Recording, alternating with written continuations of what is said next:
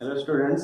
इससे पहले की क्लास के अंदर हमने ये देखा है कि हम दो मैट्रिक्स को कैसे आपस में मल्टीप्लाई कर सकते हैं, मल्टीप्लिकेशन के लिए कंडीशंस क्या होती हैं और इसके साथ ही साथ प्रॉपर्टीज के बारे में हमने देखा था। इनके आधार पर हमने बहुत सारे क्वेश्चंस भी ट्राई किए थे और भी कुछ क्वेश्चंस हैं, तो उसी सीरीज को भी हम आगे कंटिन्यू करते हैं और मैट्रिक्स की जो हमने मल्टीप्लिकेशन सीखा था उसके आधार पर कुछ और क्वेश्चन ट्राई करते हैं। सो देखते हैं नेक्स्ट क्वेश्चन।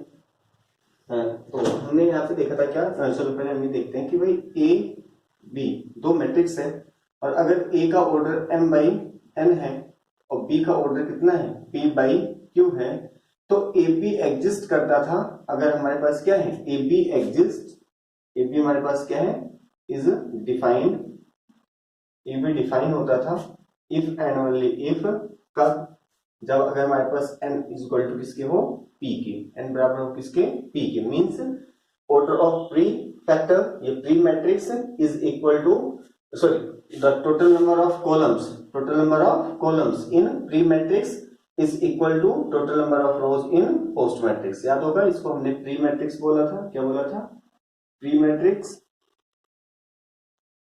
और इसको हमने पोस्ट मैट्रिक्स, ये इसी को हमने फैक्टर भी बोल दिया था। तो जो प्री मैट्रिक्स है इसके अंदर नंबर ऑफ कॉलम्स बराबर होना चाहिए पोस्ट वाली मैट्रिक्स के नंबर ऑफ रोज के बराबर, तभी ए बी यानी मैट्रिक्स की मल्टीप्लिकेशन ए बी इस सीक्वेंस में क्या है डिफाइन होता है। एंड एक चीज और हमने पढ़ा था क्या कि ऑर्डर ऑफ ए बी, जो ये रिजल्टेंट होगा इसका, भाई ए और बी को मल्टीप्लाई करेंगे तो फिर से अगेन एक रिजल्ट आएगा जिसको हम रिजल्टेंट मैट्रिक्स कह रहे हैं, किसका ए बी का। तो ए बी का जो रिजल्टेंट होगा ये होगा एम बाई क्यू का, इस ऑर्डर का होता है एम बाई क्यू का। और इसके साथ ही साथ हमने देखा था क्या कि दो मैट्रिक्स कैसे मल्टीप्लाई करते थे और इनके कुछ प्रॉपर्टीज के बारे में डिस्कस किया था। तो अभी हम क्वेश्चंस को और आगे कंटिन्यू करते हैं।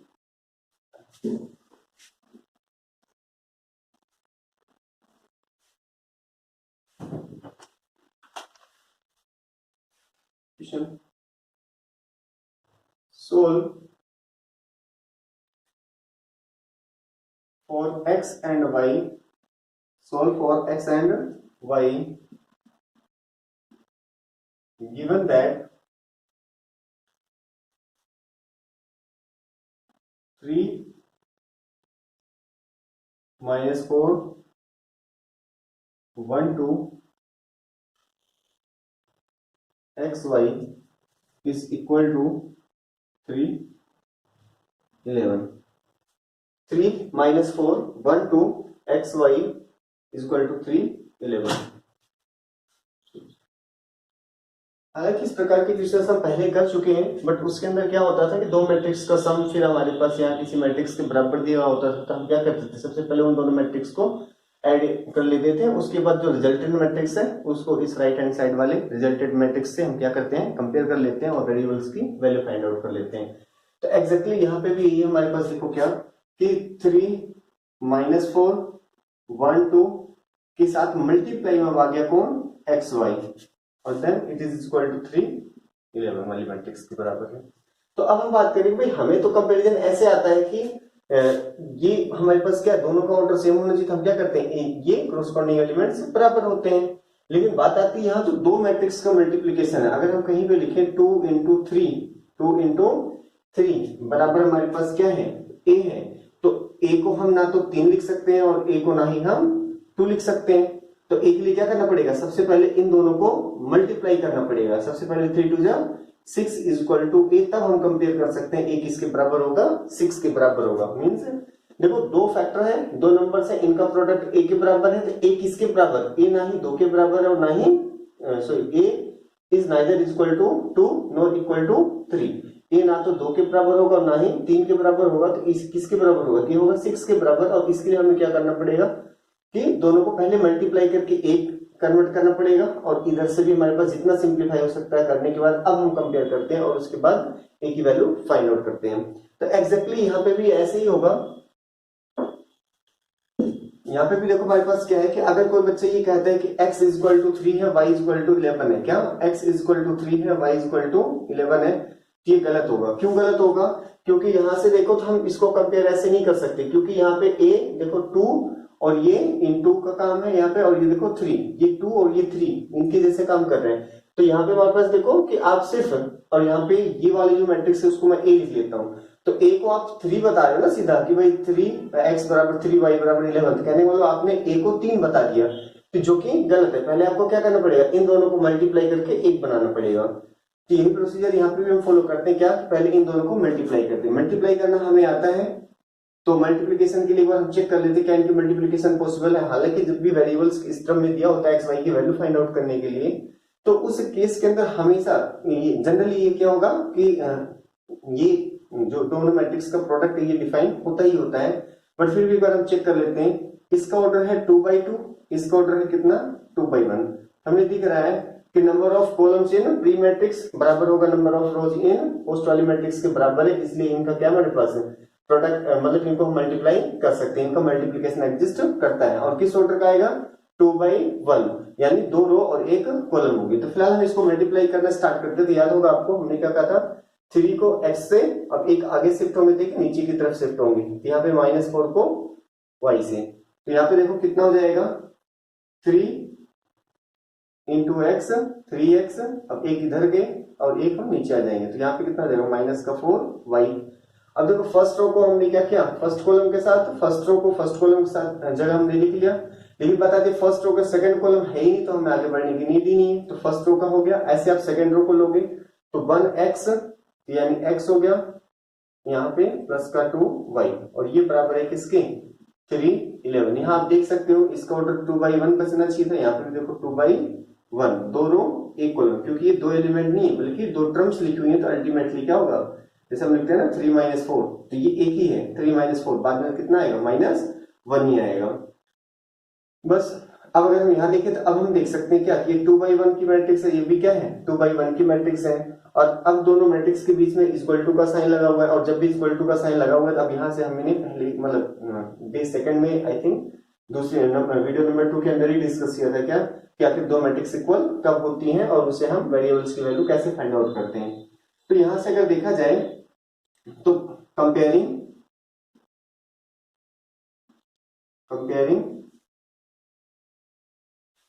कंपेयरिंग क्या है कोरोस्पोंडिंग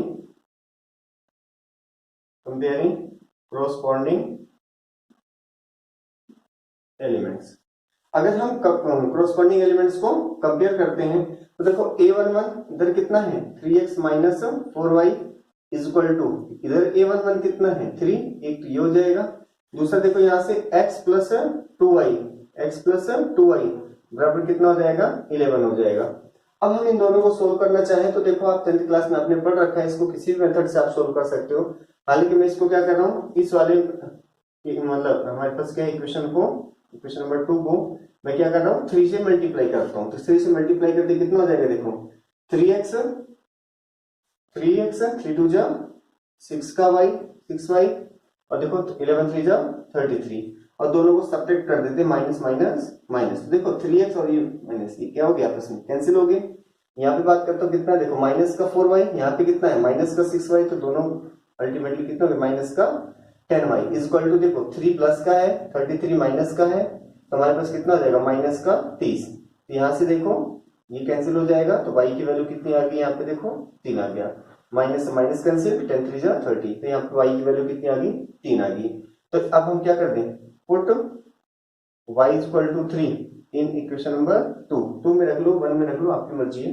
तो देखो अब हमने क्या कर दिया y इज इक्वल टू 3 हमने यहाँ पे पुट कर दिया, तो देखो x प्लस 2 y की जगह 3 इज इक्वल टू 11, तो 3 2 जा 6, तो x इज इक्वल टू कितना हो गया हमारे पास देखो x plus 6 is equal to 11 हो गया, 6 उधर चला जाएगा तो x is equal to 11 minus 6 is equal to 5, यहाँ से x इज इक्वल टू क्या आ गया 5। तो यहाँ से हम देख सकते हैं कि for y is equal to 3 and x is equal to 5, for y is equal to 3 and x is equal to 5, ये हमारे पास जो मैट्रिक्स का प्रोडक्ट है ये बराबर हो जाएगा इस वाली मैट्रिक्स के इक्वल।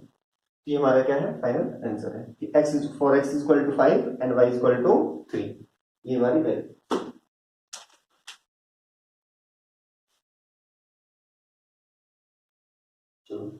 तो इसी के बेसिस पे हम और क्वेश्चंस देखते हैं।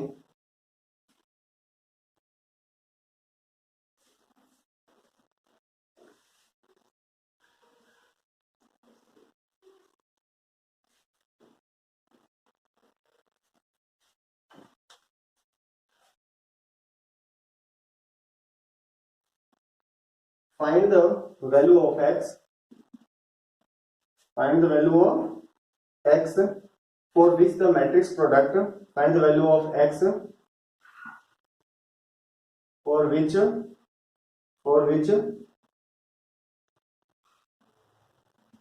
the matrix product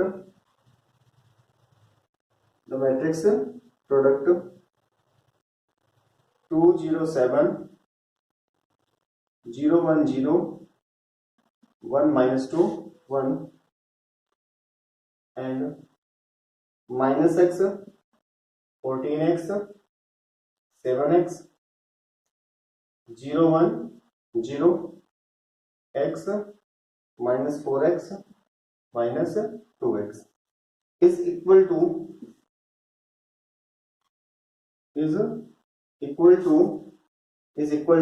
an identity matrix. देखो इस क्वेश्चन के अंदर हम देखें अगर तो फिलहाल इन दोनों मैट्रिक्स का जो प्रोडक्ट है मींस 2 0 7 0 1 0 1 minus 2 1, इसका जो प्रोडक्ट है किसके साथ, minus x 14x 7x 0 1 0 x minus 4x minus 2x के साथ किसके बराबर दिया हुआ, आइडेंटिटी मीन्स क्या है, आई मैट्रिक्स अकॉर्डिंग टू क्वेश्चन। अगर हम बात करते हैं अकॉर्डिंग टू क्वेश्चन के अंदर क्या दिया हुआ कि इन दोनों मैट्रिक्स का जो प्रोडक्ट है इस इक्वल बराबर है किसके, आइडेंटिटी मैट्रिक्स। लेकिन बात आती है आइडेंटिटी मैट्रिक्स था कौन, तो identity matrix are those square matrices whose all diagonal elements are unit. इसके सारे डायगोनल एलिमेंट्स क्या होते हैं, 1 होते हैं और except diagonal all other element क्या होते हैं, 0 होते हैं, यानी ऑल नॉन डायगोनल एलिमेंट क्या होते हैं, 0 होते हैं। तो बात आती है कि यहाँ पे अगर हम बेसिकली बात करें आई को तो हम ये भी लिखते हैं 1 0 0 1, आई को हम ये भी लिख सकते हैं क्या 1 0 0 0 1 0 0 0 1, इस तरीके से आप आई को और भी लिख सकते हो। तो हम कौन सी आइडेंटिटी यहाँ पे चूज करते हैं, यहाँ पे बात आती है दो मैट्रिक्स, यहाँ पे देखो ये आइडेंटिटी इक्वल है तो यानी जिस ऑर्डर की इधर रिजल्टेंट मैट्रिक्स होगी एग्जैक्टली उसी ऑर्डर की हमें यहाँ पे आइडेंटिटी मैट्रिक्स लिखना पड़ेगा। तो हम देखते हैं कि आखिर इन दोनों को मल्टीप्लाई करने के बाद किस ऑर्डर की मैट्रिक्स आएगी। अगर हम इसकी बात करते हैं तो इसका ऑर्डर देखो कितना हमारे पास 3/3 है, 3/3 है। इस वाले मैट्रिक्स का भी ऑर्डर देखो क्या है 3/3। दोनों मैट्रिक्स मल्टीप्लीकेशन के लिए एप्लीकेबल होंगे। इनको हम कह सकते हैं कि दे आर कंफर्म या they are conformable for matrix multiplication कब, अगर ये नंबर ऑफ कॉलम और इस पोस्ट वाली मैट्रिक्स का नंबर ऑफ रोज बराबर, देखो यहाँ पे बराबर है। लेकिन जो रिजल्टेंट मैट्रिक्स आएगी वो किस ऑर्डर की आएगी 3/3 की ना, तो यहाँ से पक्का हमें पता चल गया ये I3 होगा। क्या होगा, I3 होगा। क्यों, 3/3 की मैट्रिक्स ये, यहाँ से हमें ये कंफर्म हुआ कि देखो जो आइडेंटिटी है वो किस ऑर्डर की हमें लेनी है, 3/3 ऑर्डर की लेनी है। चलो बस अब वही आगे क्वेश्चन सेम रह गया क्या कि अब इन दोनों के प्रोडक्ट को हम कंपेयर कर लेंगे किससे, आइडेंटिटी मैट्रिक्स से।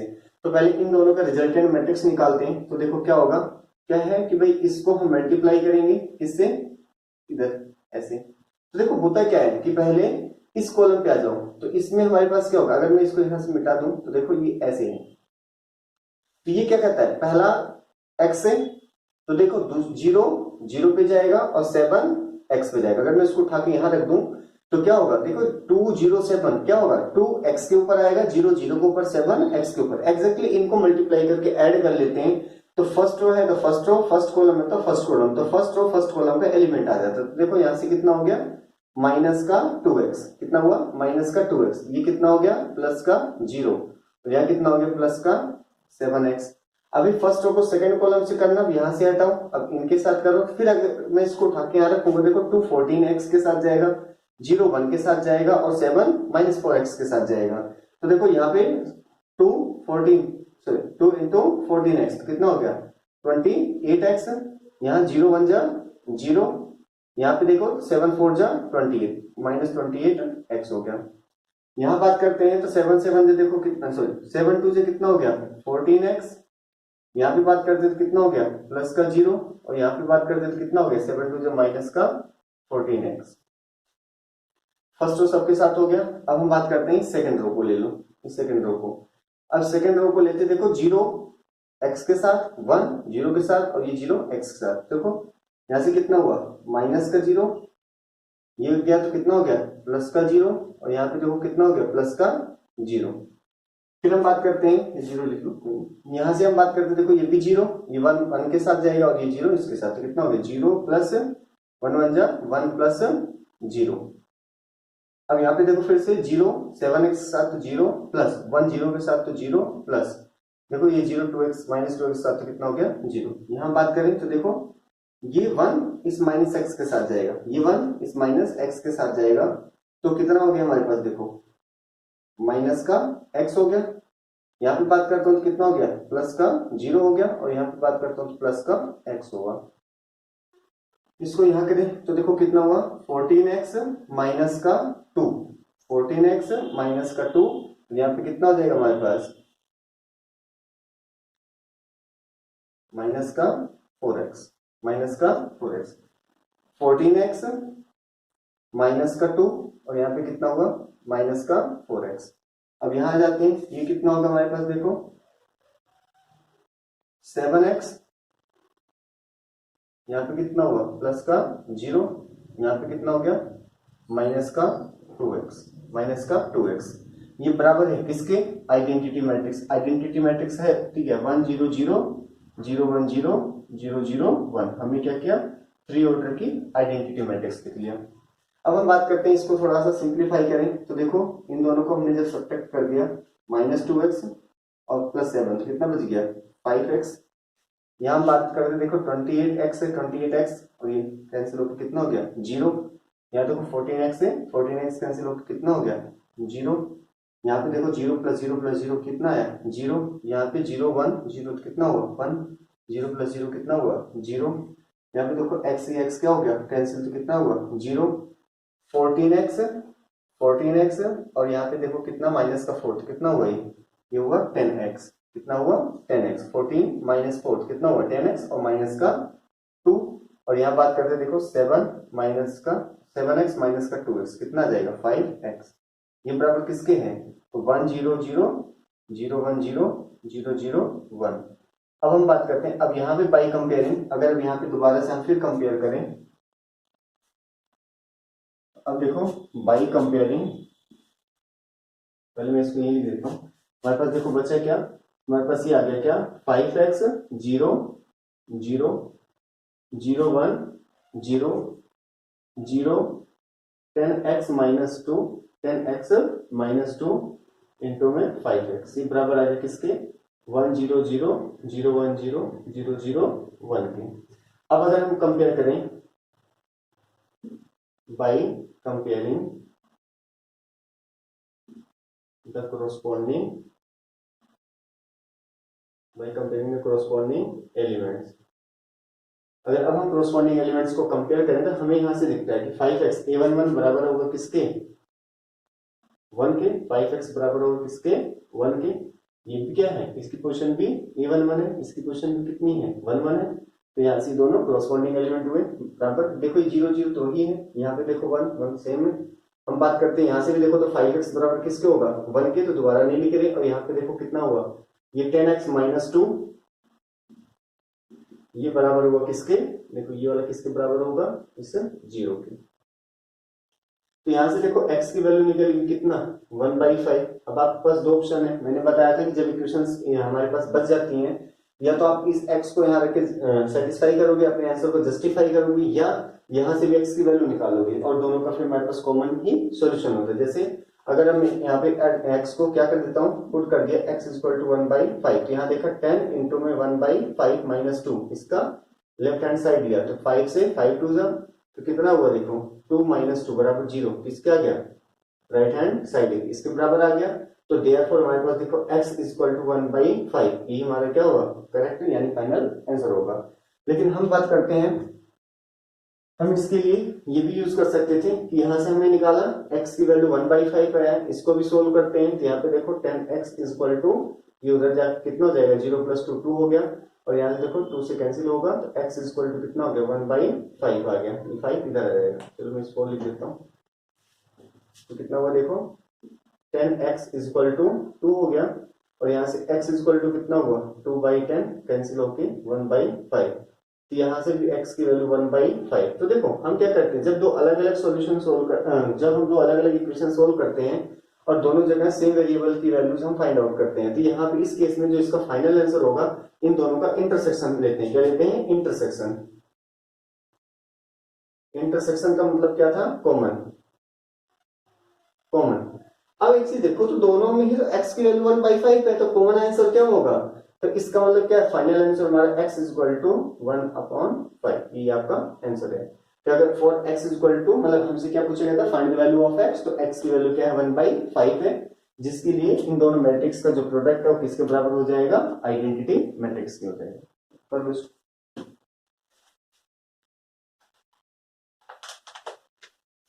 नेक्स्ट क्वेश्चन देखते हैं।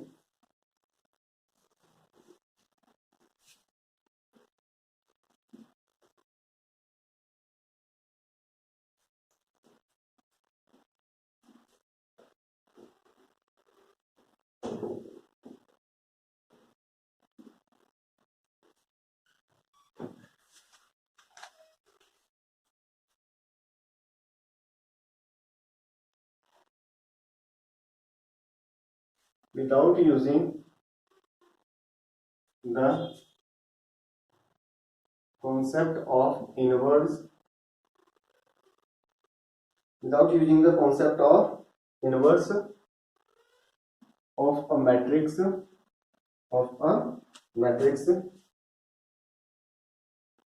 solve the matrix equations, solve the matrix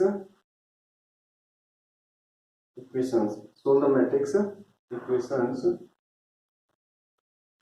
सबसे पहला क्या हमारे पास? 5 4 1 1 x is equal to 1 -2 1 3, और सेकंड हमारे पास क्या है? x 1 2 3 4 5 6 is equal to -7 -8 -9 2 4 6 2 4 6। तो देखो अभी जो हमने लास्ट में क्वेश्चंस किए हैं इससे पहले, उनमें और इसमें क्या डिफरेंस है? वहां पे भी हमें x की वैल्यू फाइंड आउट करनी होती थी, वेरिएबल्स की वैल्यू फाइंड आउट करनी होती थी, या हम कहें हमें इक्वेशन ही सोल्व करने होते थे। बट उस केस में क्या होता था कि जो वेरिएबल होते थे वो एलिमेंट की टर्म्स में आते थे, यानी हमारे पास यहाँ 5 ना होके 5x ऐसे होता था प्रेजेंट। जो 5 है वो 5 ना होके क्या होता था? 5x। तो हमें यहाँ पे x की वैल्यू फाइंड आउट करना होता था। लेकिन इन दिस केस यहाँ पे क्या है हमारे पास? देखो यहाँ पे जो है हमारे पास कि ये पर्टिकुलर एलिमेंट नहीं, यहाँ पे देखो तो ये पूरा कैपिटल X एक मैट्रिक्स है, उसके बगल में ये क्या है? एक दूसरी मैट्रिक्स है। ये क्या है? दो मैट्रिक्स का प्रोडक्ट इसके बराबर है। तो यहाँ पे हमसे x की, देखो जब भी सोल्व की बात होती है जनरली तो हम क्या करते हैं? वेरिएबल्स की वैल्यू फाइंड आउट करते हैं। तो यहाँ पे देखो तो कैपिटल X ही है वेरिएबल और हमें इसकी अल्टीमेटली वैल्यू फाइंड आउट करना है। तो यहाँ पे देखो हमारे पास क्या है? 5 4 1 1। हम फर्स्ट वाले पार्ट की बात करें, 5 4 1 1 x इज इक्वल टू 1 -2 1 3।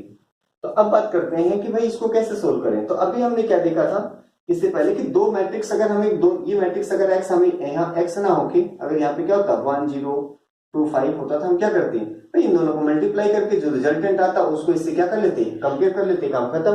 लेकिन ये कब पॉसिबल था? जब हमें ये वाली मैट्रिक्स क्या है, ये मैट्रिक्स गिवन होती। लेकिन बात आती है यहाँ तो मैट्रिक्स गिवन नहीं है, यहाँ पे क्या है? यहाँ पे तो एक वेरिएबल कैपिटल X यूज कर रखा है। तो इसको करने का एक दूसरा भी तरीका होता है, इनवर्स का कॉन्सेप्ट, जो आगे चल के हम पढ़ेंगे अभी, क्योंकि हमने इनवर्स ऑफ मैट्रिक्स पढ़ानी है, इनवर्स ऑफ मैट्रिक्स पढ़ानी है। और यहाँ पे देखो बोल भी रखा है क्या? Without using the concept of inverse of a matrix. हमें इनवर्स ऑफ मैट्रिक्स का यूज नहीं करना है, इस कॉन्सेप्ट का यूज नहीं करना है। तो बात आती है अगर हमें x पता होता तो हम कर लेते। तो चलो मैंने कहा कि भाई आप x को मान लो कुछ, हमने कहा ABCD मान लिया ये है।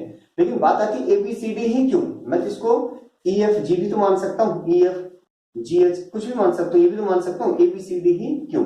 तो इसके लिए हम देखते हैं कि भाई आखिर इस मैट्रिक्स की मल्टीप्लीकेशन के लिए और उसके बाद ये जो प्रॉपर इक्वेशन लिखी हुई है ये हमारे पास क्या है कि ट्रू हो, इसके लिए एक्स का ऑर्डर क्या होना चाहिए। तो हमने एक चीज पढ़ा था, ए और बी दो मैट्रिक्स हैं, ये मल्टीप्लाई कब होते हैं, अगर इसका ऑर्डर m बाई n है तो इसका ऑर्डर भी n बाई p, कुछ भी हो बट ये चीज क्या है, सेम होनी जरूरी है। तो ऐसे हम देखते हैं कि ये दो मैट्रिक्स का प्रोडक्ट है, तो इसका ऑर्डर कितना है, इसका ऑर्डर 2 बाई 2 है, तो पक्का x का ऑर्डर क्या होगा, 2 बाई p टाइप का रहा होगा, क्योंकि ये सेम होना चाहिए।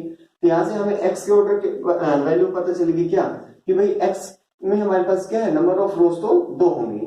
अच्छा, इन दोनों को मल्टीप्लाई करने के बाद जो रिजल्ट आता है उसका ऑर्डर कितना है, 2 बाई पी है। भाई इन दोनों को ए और बी को, इसका ऑर्डर m बाई n था, इसका ऑर्डर कितना n बाई पी है, ये दोनों को सेम होगी। यहाँ आप जो हमारे पास ऑर्डर ऑफ ए बी, जो ए बी को मल्टीप्लाई करके आता है वो कितना आता है, वो आता है m बाई पी, तो m बाई पी ऑर्डर का होगा। तो ऐसे अगर हम देखें कि इन दोनों को जब मल्टीप्लाई करते हैं तो देखो 2 बाई पी ऑर्डर का होगा, लेकिन इधर क्या लिखा हुआ है, इधर तो लिखा हुआ है 2 बाई 2, ये भी तो इन दोनों का ही तो रिजल्ट है। भाई ए और बी बराबर, अगर मैं कहीं लिख देता हूं कि ए बी बराबर यहाँ सी, तो सी क्या है, सी इन दोनों का हमारे पास क्या है, रिजल्टेंट ही है। तो यानी ये ऑर्डर और ये ऑर्डर बराबर होने चाहिए। तो अगर यहाँ से देखो 2 बाई 2, यहाँ से हमें क्या पता चला, ये दो तो 2 के बराबर है, लेकिन ये पी भी किसके बराबर हो गया, 2 के बराबर हो गया, पी बराबर भी कितना आ गया, पी की वैल्यू भी 2 होगी। तो यहां से हमने क्या समझ लिया, देखो कि जो ऑर्डर ऑफ एक्स है वो कितना है, 2 बाई 2 है, ऑर्डर ऑफ एक्स कितना है, 2 बाई 2 है। तो लेट कर लेते हैं क्या, x B a matrix, x B a matrix of order 2 by 2। समझ में आया 2 बाई 2 का ही क्यों लिया गया, क्योंकि ये ऐसा नहीं कि ये 2 बाई 2 ये 2 बाई 2 है तो हम इसको भी 2 बाई 2 का ले लेते हैं, बाकी बल्कि इसके लिए हमने क्या है, चेक किया कि पहले वाले मैट्रिक्स का ऑर्डर 2 बाई 2 है। हमने कहा कि भाई x का ऑर्डर अगर m बाई n है तो ये दोनों मैट्रिक्स तभी मल्टीप्लाई हो सकती हैं अगर ये हमारे पास क्या है कि m की वैल्यू 2 हो। फिर इन दोनों को मल्टीप्लाई करने के बाद जो रिजल्टेंट मैट्रिक्स आता है वो तो 2 बाई n का आएगा, लेकिन यहाँ इन दोनों का रिजल्टेंट हमें दिया हुआ है किस ऑर्डर का, 2 बाई 2 ऑर्डर का। यहां से हमें क्या पता चला कि m की वैल्यू भी कितनी है, 2 है। तो m2 तो पहले ही आ चुका है, ये देखो कि ये दोनों बराबर होने चाहिए, तो m इज इक्वल टू 2 तो पहले आ चुका है, n इज इक्वल टू 2 यहां से आ गया। इससे क्या जस्टिफाई होता है कि जो हमने x का ऑर्डर लिया है, देखो ये तो ये मैट्रिक्स थी x, तो यहाँ पे x का ऑर्डर कितना आ गया, 2 बाई 2 ऑर्डर का आ गया। तो फिलहाल देखते हैं, हमने x एक मैट्रिक्स मान लिया किस ऑर्डर का, 2 बाई 2 ऑर्डर का, such that x is equal to, यहाँ देखो x y z w लिख दिया हमने, x y z w।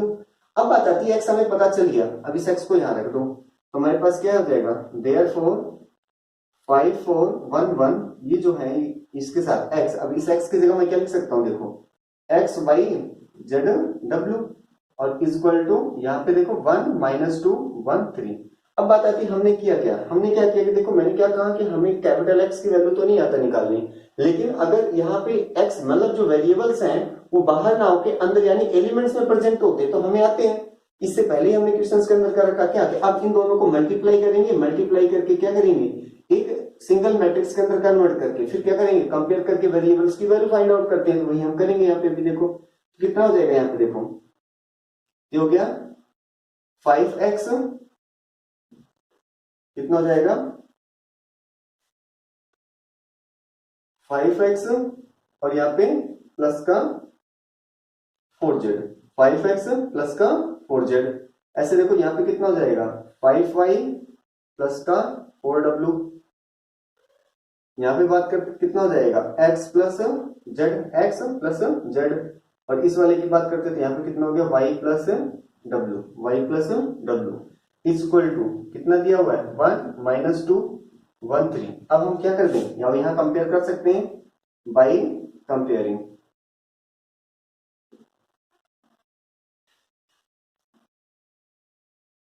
By comparing the corresponding elements. अब हम कॉरस्पॉन्डिंग एलिमेंट्स को कंपेयर कर सकते हैं। तो देखो 5x माइनस 4z एक ही एलिमेंट है, ये किसके बराबर होगा, 1 के बराबर होगा। यहां से हम देखें तो क्या हुआ कि 5x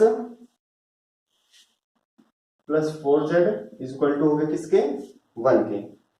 दूसरा हम देखें तो देखो x प्लस z बराबर हो गया किसके, 1 के।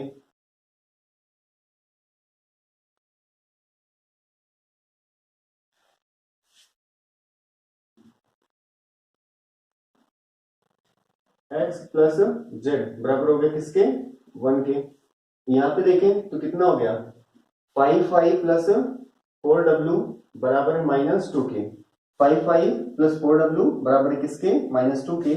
एंड y प्लस w बराबर है किसके 3 के। इक्वेशन नंबर 1 2 3 4 ये आ गया। अब क्योंकि हमारे पास देखो x y z w ये हमारे पास कितनी इक्वेशंस हैं तो सर 4 वेरिएबल है। 4 वेरिएबल के लिए हमें कितने रिलेशन चाहिए मिनिमम 4। तो देखो 1 2 3 4 सब है और सबके अंदर देखो x y z चारों वेरिएबल्स मतलब प्रेजेंट भी हैं। तो यहाँ से हम सोल्व कर सकते हैं। सॉल्यूशन के लिए हमने क्या देखा कि भाई या तो सिंगल वेरिएबल हो तो इजीली सोल्व हो जाता है, बट हमने क्या देखा x z 2 यहाँ पे भी देखा 2 2 मतलब हर एक इक्वेशन के अंदर कितने वेरिएबल हैं एग्जैक्टली 2।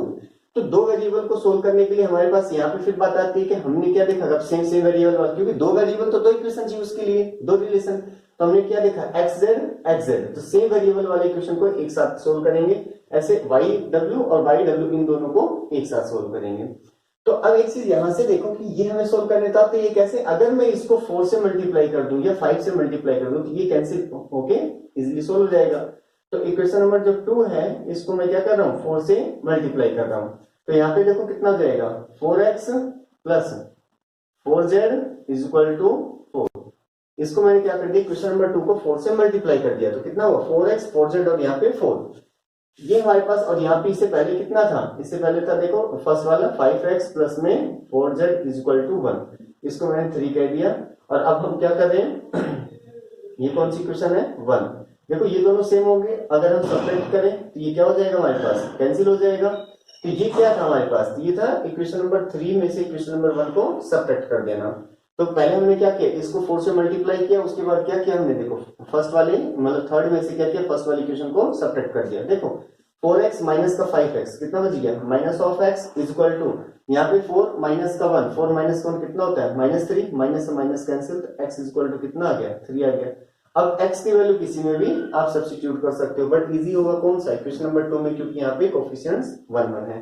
तो x इज इक्वल टू हमने 3 कर दिया यानी पुट कर दिया। पुट कहाँ पे इन इक्वेशन नंबर 2 में। तो देखो x की जगह कितना हो जाएगा x की जगह कितना हुआ 3 plus z is equal to 1 3 plus z is equal to 1। यहां से हम बात करते हैं देखो z इज इक्वल टू कितना हो गया 1 माइनस 3 यानी z इज इक्वल टू कितना आ गया -2। z की वैल्यू कितनी आ गई -2। अब ध्यान रहे क्योंकि 2 इक्वेशन थी दोनों का हमने यूज किया है इसलिए अब इसको जस्टिफाई करवाने की कोई नीड नहीं है, क्योंकि और कहीं पे भी देखो x और z प्रेजेंट नहीं है। x की वैल्यू 3 और z की वैल्यू -2 आ चुका है हमारा। सेम यहाँ पे अगर हम बात करते हैं तो फिर यहाँ पे भी हम क्या करें क्वेश्चन नंबर 4 को फिर से मैं क्या कर रहा हूँ क्वेश्चन नंबर 4 को 4 से मल्टीप्लाई कर दिया तो कितना होगा देखो 4y प्लस में 4w इज इक्वल टू 4 3 12 और यहाँ से इसको मैंने कह दिया क्वेश्चन नंबर 5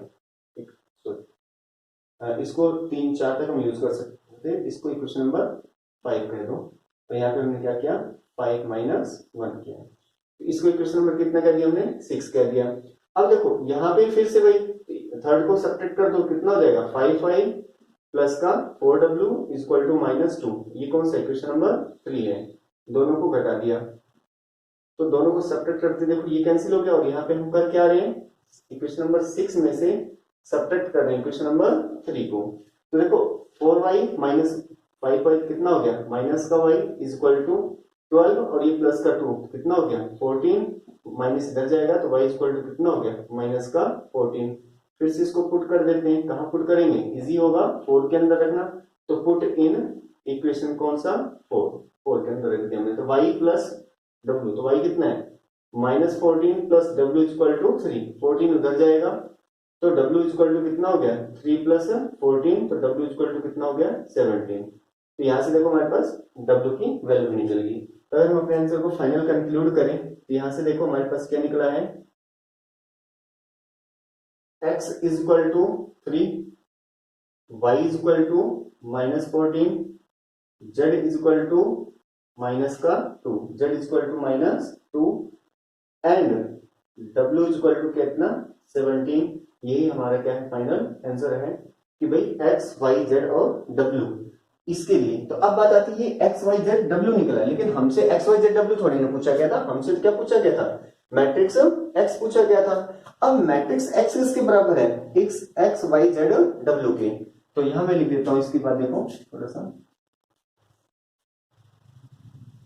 और देखो बिकॉज जो कैपिटल एक्स जो मैट्रिक्स एक्स है वो क्या था, एक्स वाई जेड डब्ल्यू, यही है ना, एक्स वाई जेड डब्ल्यू है।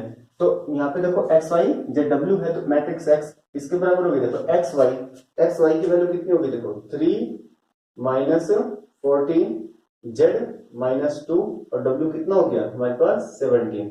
ये हमारे पास आंसर निकल गया। देखो क्या कि हमने एक तो मैट्रिक्स का इनवर्स का कहीं कॉन्सेप्ट यूज नहीं किया, दूसरा जो कैपिटल एक्स मैट्रिक्स था वो कितना है 3 - 14 - 2 17। तो इस केस में हमेशा हमें क्या करना होता है कि जब भी हमें कैसी मैट्रिक्स एक्स को निकालना है बिना कॉन्सेप्ट इनवर्स का यूज किए हुए, तो इन दैट केस हम क्या करते हैं कि सबसे पहले हमें एक्स लेट करना पड़ता है। तो जैसे हमें एक्स एक जनरल मैट्रिक्स मानना पड़ेगा, तो उस केस के अंदर हमें सबसे पहले ये डिसाइड करना पड़ेगा कि आखिर एक्स को किस ऑर्डर का हमें लेना है। तो एक्स किस ऑर्डर का ले, इसके लिए मैंने आपको बता दिया कि आपको ये देखना है कि एक्स का ऑर्डर क्या पॉसिबल है कि ये दोनों मल्टीप्लाई भी हो जाए और इसका जो रिजल्टेंट है वो इस रिजल्टेंट के ऑर्डर के बराबर हो, दोनों का ऑर्डर सेम हो। तो ऐसे हमने देखा कि इस केस में यहाँ पे जो x का ऑर्डर कितना निकला 2/2 निकला। और फिर हमने क्या किया एग्जैक्टली जो इससे पहले क्वेश्चंस का रखे हैं उसी को आधार बनाया और इस x को यहाँ रखा। देखो तो इन दोनों को मल्टीप्लाई किया, मल्टीप्लाई करने के बाद दोनों सिंगल मैट्रिक्स के अंदर कन्वर्ट हो गए। फिर दोनों को हमने कंपेयर कर लिया, कॉरस्पॉन्डिंग वैल्यू को कंपेयर करने के बाद वही इक्वेशन सोल्व किया एक्स वाई जेड, यानी जो इसके एलिमेंट्स हमने वेरिएबल्स माने थे ये निकल गए और इन सबको दोबारा यही रख देते हैं। तो ये देखो हमारे पास रिक्वायर्ड मैट्रिक्स एक्स आ चुका है।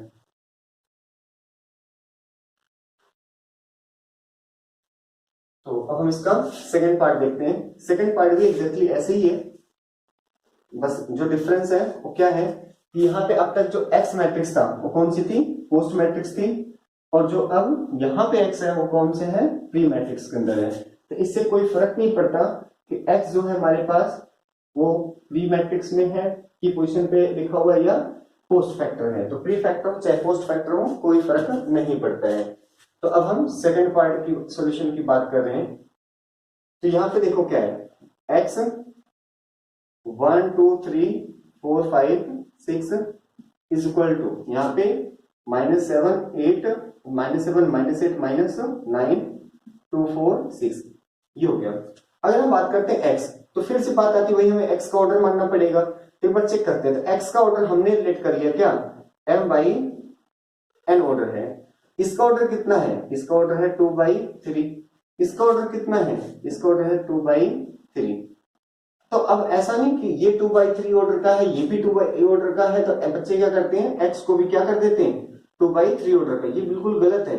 मे भी हो सकता है लेकिन हमें ऐसे नहीं जस्टिफाई करना। हमें देखो कैसे करना है कि अब हमें एक चीज पता है कि ये दोनों x और ये मैट्रिक्स मल्टीप्लाई कब हो सकती है, जब m की वैल्यू कितनी होगी 2 होगी।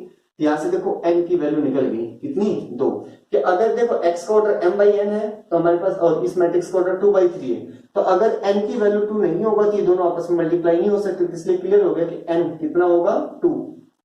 अब बात आती है इन दोनों को जब मल्टीप्लाई करेंगे तो हमारे पास देखो m/3 ऑर्डर की मैट्रिक्स आएगी। लेकिन इधर ये रिजल्टेंट मैट्रिक्स का ऑर्डर है और इधर रिजल्टेंट मैट्रिक्स का ऑर्डर दिया हुआ कितना 2/3 है। तो यहां से हमने क्या देखा m की वैल्यू कितनी आ गई 2 आ गई। m की वैल्यू कितनी आ गई 2 आ गई। तो यहां से देखो m बराबर भी कितना हो गया 2। तो m की वैल्यू 2 m की वैल्यू 2, तो हमारे पास क्या है x का ऑर्डर कितना हो गया देखो 2/2। तो हम यहां पे करते हैं सबसे पहले x B a matrix of order 2/2। तो ध्यान रखना कि ये जो बाकी के मैट्रिक्स हैं जिस ऑर्डर के हैं x उसी ऑर्डर का होगा। हमें ऐसे कोई मतलब नहीं, मतलब ऐसा कोई रूल नहीं है कि भाई अगर ये 2/3 ये 2/3 तो x भी 2/3 का होगा। आप देख सकते हो यहाँ पे 2/2 का होगा।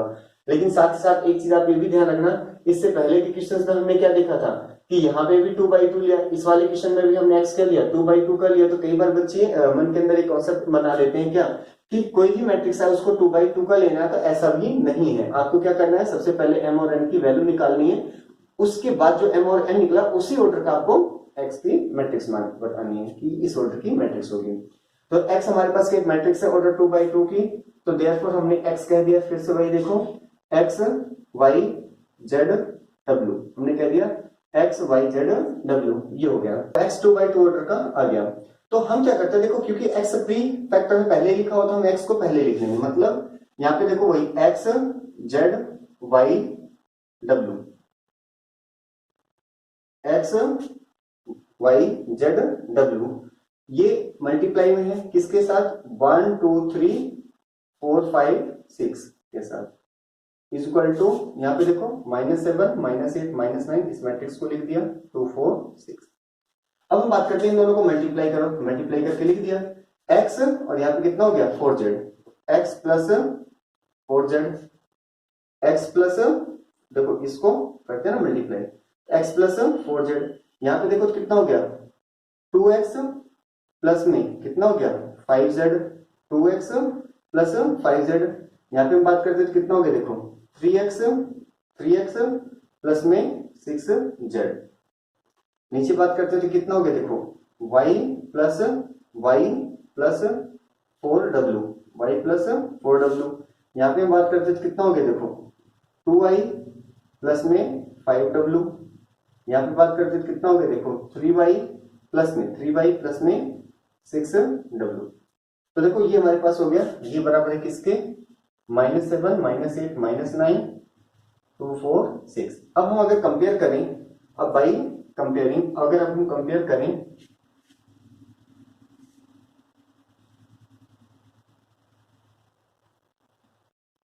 बाई कंपेयरिंग कोरोस्पॉन्डिंग एलिमेंट्स, देखो यहां से क्या हुआ x प्लस 4z,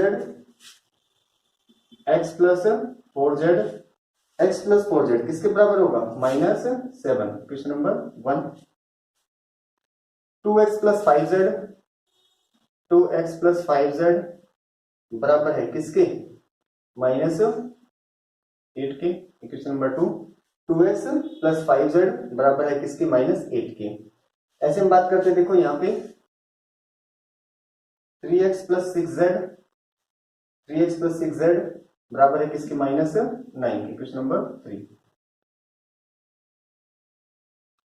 और हम बात करते हैं देखो यहां से तो y प्लस 4z बराबर है 2 के, y प्लस 4z बराबर है 2 के, equation number 4। 2y plus 5, y plus 4w, y plus 4w बराबर है किसके 2 के। यहां देखो तो 2y प्लस में 5w बराबर है किसके 4 के। और लास्ट हम देखते हैं तो a 2 3 क्या है 3y plus 6w, 3y plus 6w ये बराबर है किसके 6 के, इक्वेशन नंबर। अब हम देख सकते हैं कि 3 और 3 6 रिलेशन हमने बाई कंपैरिजन निकाल लिया, लेकिन हम बात करते हैं कि यहाँ पे अगर देखा जाए तो अल्टीमेटली दो ही वेरिएबल है, एक है x दूसरा है z, x है z है, तो ये क्या है 2x प्लस 5z है, 2x plus 5z, 2x plus 5z ऐसे 3x प्लस 6z। तो हम यहाँ देख सकते हैं कि दो ही वेरिएबल x और z, तो x और z दो वेरिएबल के लिए हमारे पास दो रिलेशन बहुत होते हैं, लेकिन यहाँ पे 3 रिलेशन था। हम क्या करेंगे कि इन फर्स्ट 2 का यूज कर लेंगे और फिर जो रिजल्ट निकलेगा उसको हम यहाँ जस्टिफाई भी करेंगे। तो बिल्कुल वैसे देखो हम क्या करते हैं 1 को 2 से मल्टीप्लाई कर रहा हूँ, इक्वेशन नंबर 1 को मैं क्या कर रहा हूँ 2 से मल्टीप्लाई करके घटा देंगे सेकंड में से। देखो हमारे पास कितना है, तो कितना हो गया 2x प्लस 4 2 जा 8z इज इक्वल टू 7 2 जा माइनस का 14। तो इक्वेशन नंबर हमारे पास चलो हो गया कितना 6 हो चुका है ना, तो 7 कितना हो गया 7। अब बात करते हैं यहाँ पे देखो सेकंड क्या है, तो 2x प्लस का 5z is equal to minus का 8, हमें पता है minus minus plus, sign change किया ये कैंसिल, ये कौन सी इक्वेशन है ये है सेकंड। यहाँ पे हम क्या कर रहे हैं 7 में से सेकंड को सब्ट्रैक्ट कर रहे हैं, इसमें से इसको माइनस कर रहे हैं, ये करें देखो 8z और यहाँ पे 5z तो कितना बच गया 3z, तो 3z कितना है देखो यहाँ पे माइनस का 14 ये 8 है, तो कितना हो गया माइनस का 6 हो गया, 3 से ये कैंसिल हो जाएगा 2 पे, तो देखो z की वैल्यू कितनी आ गई 2, वो भी कौन सी माइनस की, तो z बराबर कितना आ गया -2। अब इसको कहाँ पुट कर दें, इसको पुट कर दो इन इक्वेशन 1 फर्स्ट के अंदर, क्यों क्योंकि यहाँ पे देखो कोफिशिएंट्स है बट यहाँ कोफिशिएंट 1 है, थोड़ा इजी होता है कैलकुलेशन में।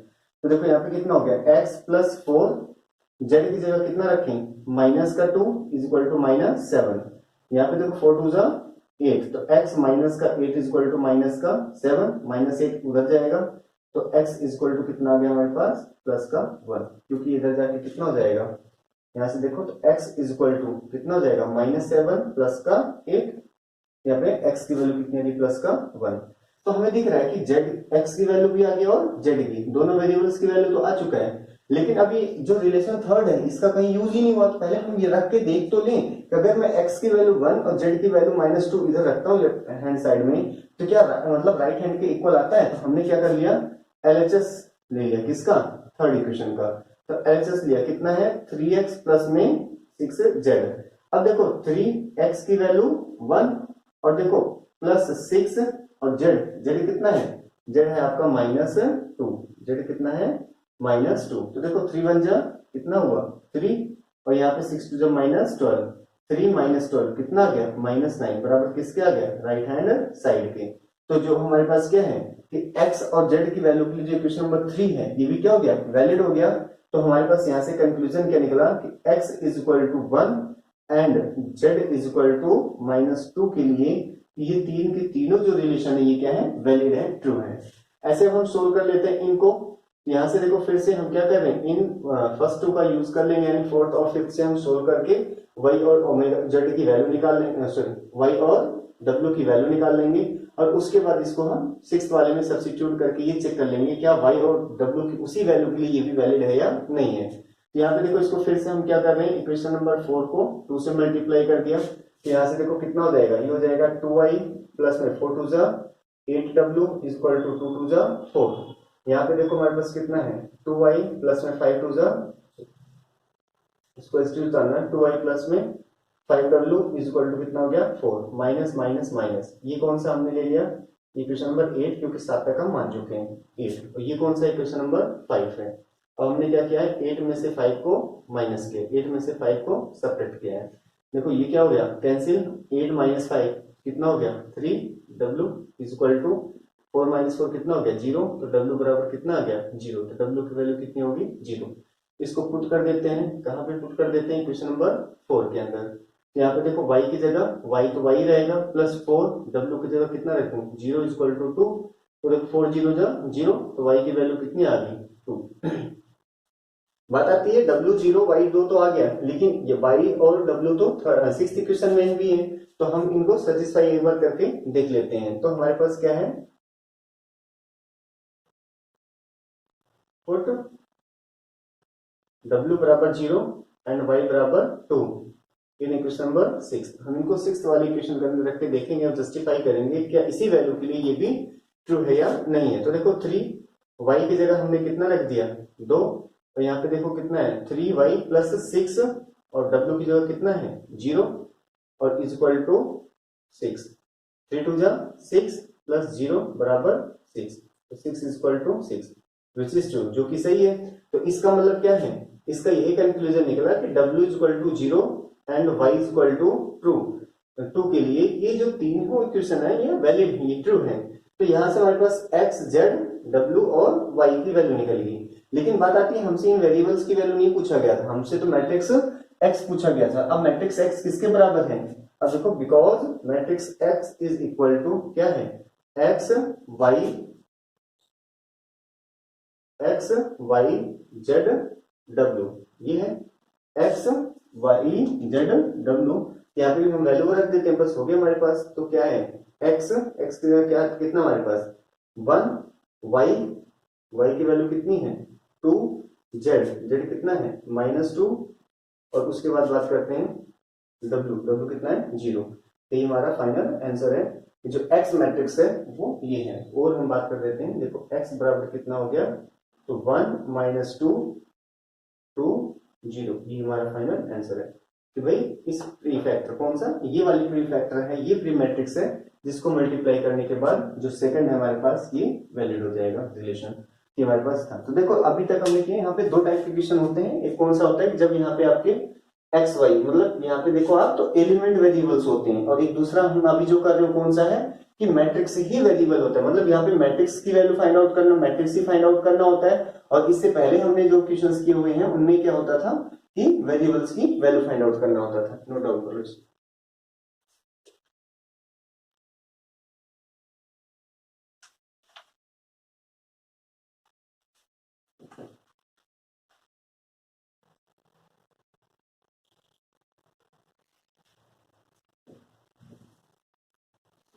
नेक्स्ट क्वेश्चन देखते हैं।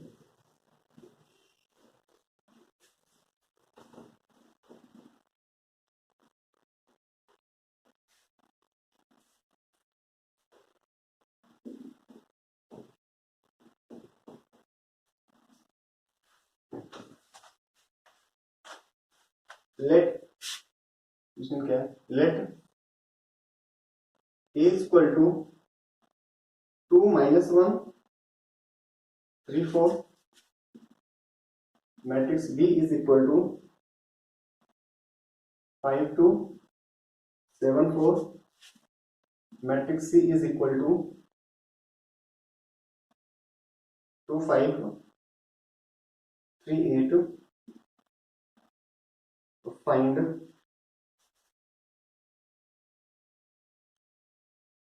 The matrix D. हमें क्या करना है, मैट्रिक्स डी बताना है। फाइंड मैट्रिक्स डी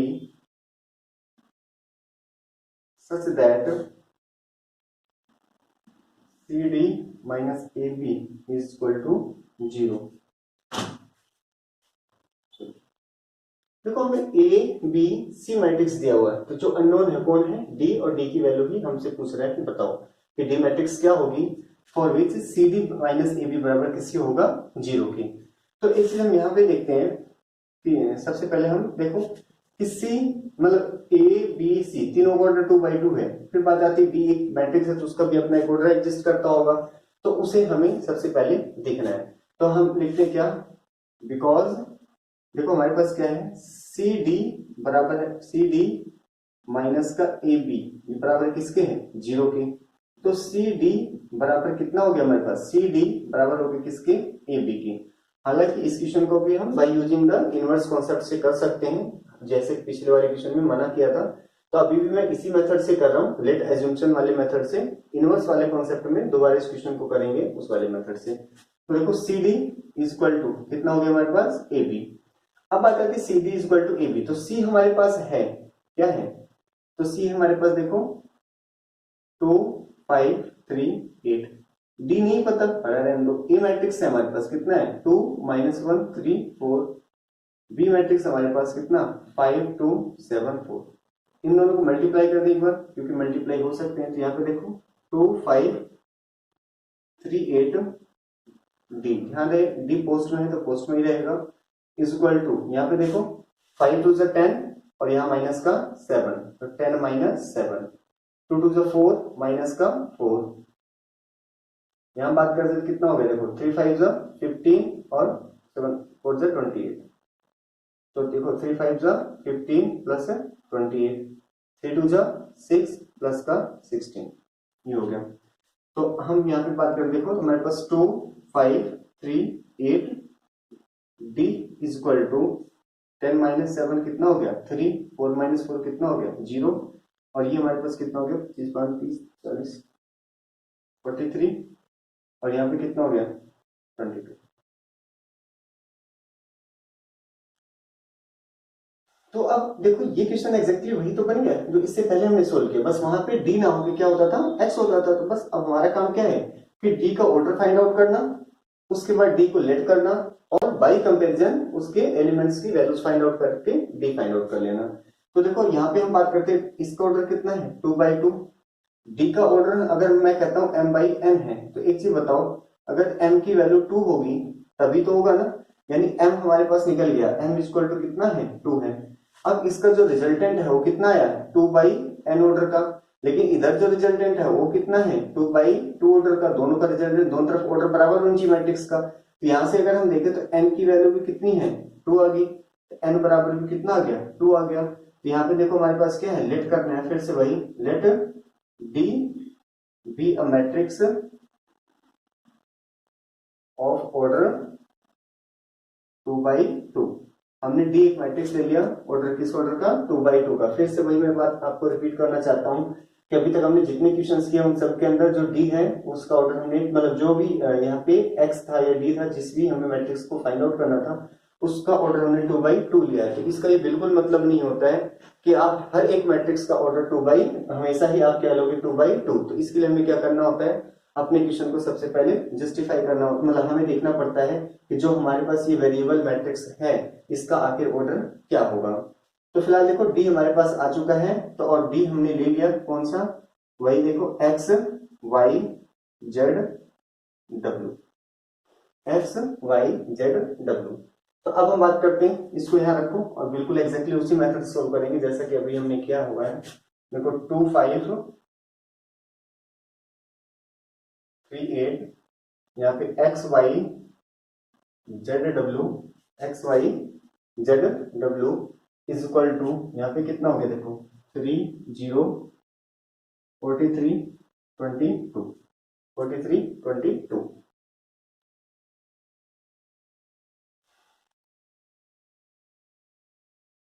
तो अब हम बात करते हैं इन दोनों को मल्टीप्लाई करते हैं, तो मल्टीप्लाई किया तो देखो कितना हो गया 2x plus 5y, 2x plus 5y, यहाँ पे कितना हो जाएगा देखो 2z प्लस में 5w, यहाँ पे बात करते हैं तो कितना हो गया देखो 3x प्लस 8y, यहाँ पे बात करते हैं तो देखो 3z plus 8w, 3z plus 8w बराबर होगा कितना 3 0 43 22।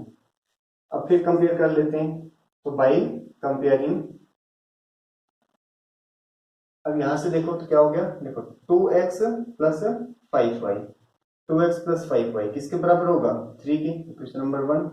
ऐसे देखो तो 3x plus 8y, 3x plus 8y, 3x plus 8y बराबर होगा किसके 43 के, क्वेश्चन नंबर 2। और हम बात करते हैं यहाँ पे देखो तो 2z plus 5w, 2z plus 5w बराबर होगा किसके 0 के, 3z प्लस 8w ये कंपेयर किया बराबर किसके 22 के, क्वेश्चन नंबर 3 और 4। अब बताते हैं यहाँ देखो तो एक्स वाई वेरिएबल मैंने एक साथ रखा है, जेड डब्ल्यू को एक साथ रखा है, दो वेरिएबल दो रिलेशन इनफ है। अब बात करते हैं इनको सोल्व करते हैं, इनको आप किसी भी मेथड से सोल्व करो जैसे कि आप पहले करते आए हो। तो यहां से देखो मैं इसको सोल्व कर रहा हूं एलिमिनेशन मेथड से, x y 1 sorry cross multiplication method से। देखो चलो नहीं तो इसी से कर देता हूं, ये हो गया हमारे पास। हम क्या करते देखो इसको मैंने क्या कर दिया 3 से, इसको क्या कर दिया 2 से, इसको 3 से और इसको 2 से। तो देखो 3 से क्या, तो 3 2 जो कितना हो गया 6x, 3 2 जा 6x प्लस 3 5 जो कितना हो गया 15y इज इक्वल टू 3 3 जा 9। ध्यान दें बच्चे इन दोनों को तो कर देते हैं, इसे कई बार छोड़ देते हैं, तो आपको 3 को लेफ्ट और राइट दोनों साइड मल्टीप्लाई करना है। ऐसे यहाँ पे 2 से किया तो 3 2 जा 6x और यहाँ पे 8 2 जा 16y इज इक्वल टू 43 2 43 2 जा कितना हो गया 86। देखो माइनस माइनस माइनस तो क्या हुआ 6x cancel, 15y minus 16y तो माइनस का y इज इक्वल टू, देखो इसमें से 9 जाएगा तो हमारे पास कितना हो जाएगा 77, वो भी किसका माइनस का, तो यहाँ से कैंसिल होके y बराबर कितना निकल गया 77, तो y की वैल्यू क्या होगी 77। तो अब बात करते देखो y 77 निकल गया। अब y की वैल्यू आप क्या कर दो सब्स्टिट्यूट कर दो, कहां पे, या तो फर्स्ट में या तो सेकंड में। तो फर्स्ट में कर देते हैं देखो 2x प्लस 5 इंटू में 77 इज इक्वल टू 3। तो यहां से देखो 2x प्लस ये जाएगा हमारे पास 85 इज इक्वल टू 3, ये 3 उधर चला जाएगा तो 2x इज इक्वल टू 3 उधर घट जाएगा तो कितना हो जाएगा माइनस का 382। अब 2 से ये कैंसिल हो जाएगा तो x बराबर कितना आ गया, x बराबर आ गया माइनस का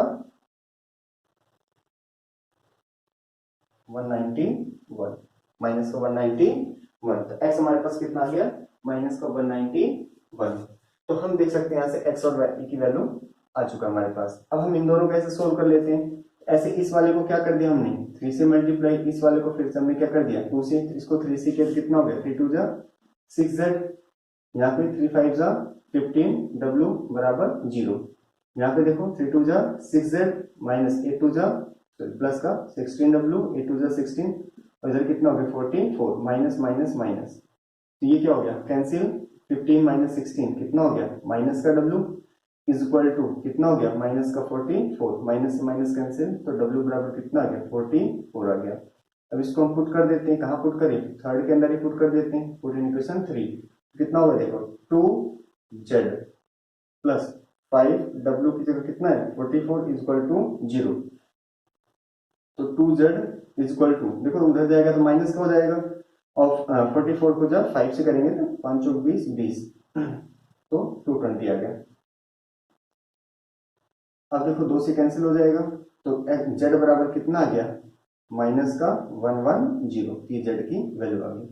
यहाँ से हम देख सकते हैं x y z w सारे वेरिएबल्स आ चुके हैं, बट हमें वेरिएबल नहीं फाइंड आउट करने थे, हमें तो मैट्रिक्स डी चाहिए था, लेकिन मैट्रिक्स डी तो x y z w ऐसे है, तो देयरफॉर रिक्वायर्ड मैट्रिक्स डी बराबर जो क्या था x y z w था, ये कितना हो गया देखो x की वैल्यू कितनी है माइनस 191, y की वैल्यू कितनी है 77, z कितना है माइनस का 110, और w कितना है हमारे पास 44, ये हमारा आंसर हो गया।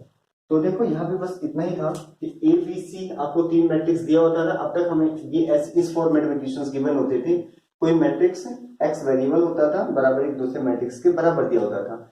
यहाँ पे बस थोड़ा सा क्या है कि ये जो पार्ट हमें कॉम्पैक्ट फॉर्म में दिया होता था कि भाई पहले से इन दोनों को मल्टीप्लाई करके, बस अब हमें मल्टीप्लाई करने के लिए a और b इस नाम से अलग अलग मैट्रिक्स दे दी गई, बस वही एग्जैक्टली देखो, तो cd माइनस ए बी है, तो यहाँ से हमने क्या कहा देखो cd माइनस ए बी बराबर 0 दिया हुआ है, तो cd ए बी उधर जाएगा तो 0 प्लस ए बी तो क्या हो जाएगा ए बी मैट्रिक्स।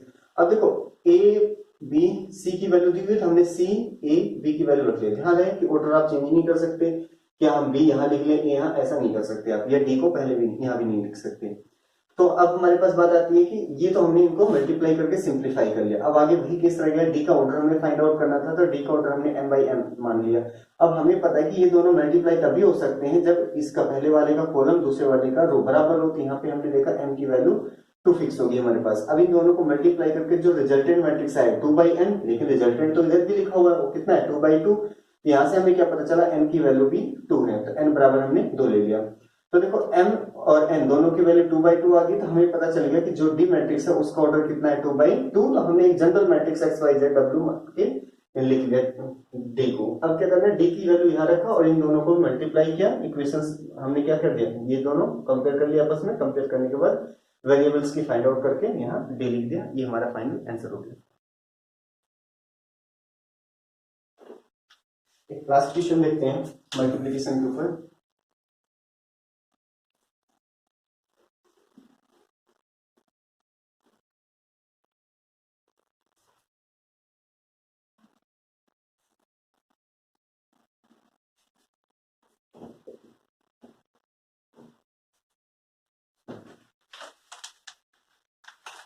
क्वेश्चन क्या है, find the value of x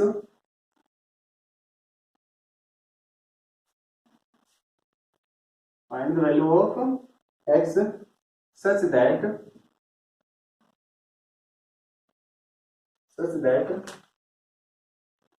1 to 1 1 to 0